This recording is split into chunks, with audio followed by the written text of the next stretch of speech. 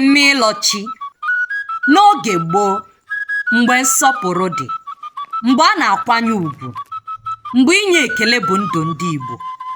N'oge ahụ n'obodo mbụ Mbaukwu, n'ogbe nne m bụ na mkpu, a na-eme mmemme Ịlọ Chi. Mmemme Ịlọ Chi bụ mmemme a na-emere ndị nne n'oge gboo. Ọ bụ mmemme otu ụbọchị. Mmọnwụ anaghị apụ ụbọchị ahụ n'ihi na ọ bụ mmemme ụmụ nwanyị.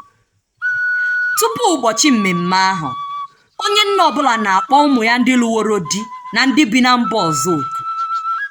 N'ụbọchị mmemme ahụ, a na-emedo mkpume chi nwanyị. Mkpume chi nwanyị dị ka okpensi nwanyị lụrụ di. Ọ na-adị n'ihu ogborodo ya. Nwanyị na-awa ọjị n'ihu mkpume chi ya, kpee ekpere, ma nye ya ihu o siri iji kelee ya. Mgbe o mechara nke a, ụmụ ya na ndị ọgọ ya ga-amalite inye ya onyinye dị iche iche ha jiri bụ izu oku ọ kpọrọ ha.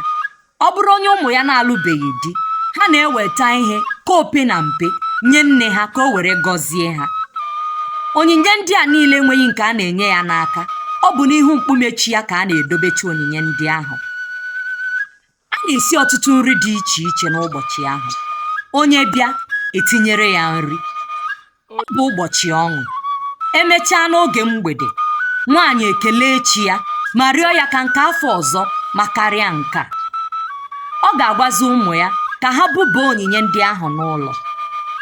N'echi ya, ụmụ ya ga-amalite ịlaghachi azụ be di ha. Ndị chọrọ ịnọkwu ga-anọzi ruo ụbọchị ha chọrọ ịlaghachi. Anaghịzi eme mmemme a taa n'obodo m.